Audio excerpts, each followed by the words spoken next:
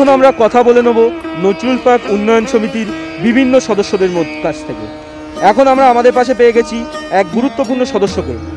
দাদা, আপনার নাম? চন্দন ঘোষ। আপনি এই কমিটির কোন পদে আছেন? ক্যাশিয়ার। এই যে আপনারা যে থিমটা করেছেন, এই থিমটা ভাবনাটা এলো কোথা থেকে?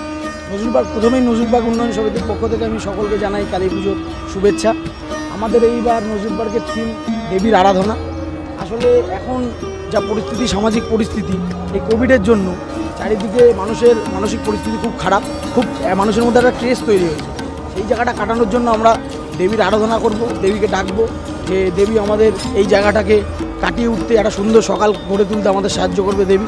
এই আহ্বানে আমরা অধিবাসীবৃন্দ সকলে মিলে, নজরুল পার্কের অধিবাসীবৃন্দ সকলে মিলে দেবীর আরাধনা করব। এটাই আমাদের। অসংখ্য অসংখ্য ধন্যবাদ। আমি আরও কথা জেনে নেবো। আরও কিছু মানুষ আমাদের মধ্যে এসছে, সম্ভবত তারা এই ক্লাবেরই সদস্য। আমরা তার কাছ থেকে জেনে নেবো কোভিড বিধি তারা কী রেখেছে। আমি পেয়ে গেছি এখন এই পাড়ার এই ক্লাবেরই এক প্রবীণ সদস্যকে। আমরা জেনে নেবো যে আপনার কোভিড বিধি কীভাবে পালন করছে। কোভিড বিধি আমরা পালন করছি, যেরকম সরকার নির্দেশিত সামাজিক দূরত্ব বিধি আমরা মেনটেন করছি।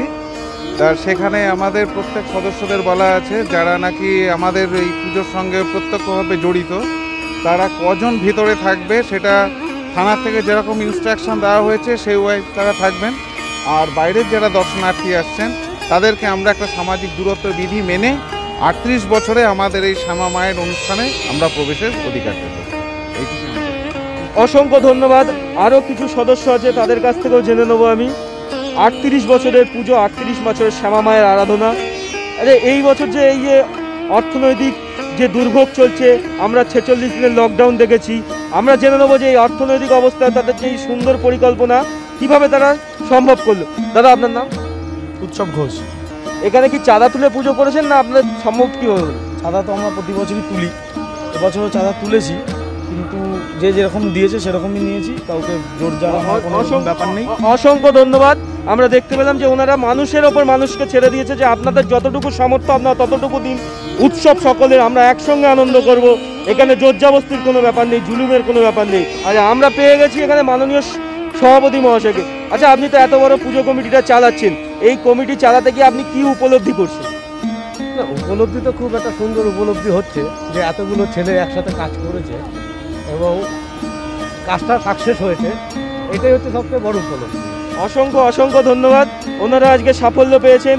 আমরাও চাইব আগামী দিনগুলো ওনারা আরও ভালোভাবে সাফল্য পাক, আরও বড় করে ওনাদের সাফল্য আসুক। আমরা আবার আসব, আবার একসঙ্গে কিছু সময় কাটাবো, আপনাদের সামনে আবার তুলে ধরবো এই ক্লাবের পুজোকে। আজকে এইটুকু। আমাদের চ্যানেলের পক্ষ থেকে ওনাদের ছোট্ট একটি সম্মান আমরা এনেছি। আমি চ্যানেলের প্রতিনিধি, ওনাদের হাতে সেই সম্মান তুলে দেবো। এখন আমরা বিশ্ব বাংলা টিভির পক্ষ থেকে নজরুল পার্ক উন্নয়ন সমিতির হাতে সেরা ভাবনার পুরস্কার তুলে দিচ্ছি। এই পুজো কমিটির কিছু মহিলা সদস্যরা আমাদের যে পুরস্কার, সেই পুরস্কার তারা গ্রহণ করছে। আমরা তাদের হাতে সেরা ভাবনার পুরস্কার তুলে দেবো বিশ্ব বাংলা টিভির পক্ষ থেকে। জোরে হাততালি দেবেন।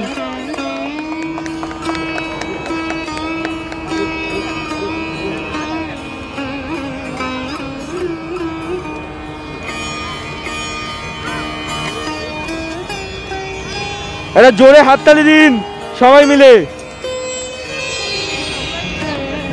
হাততালি জোরে হোক।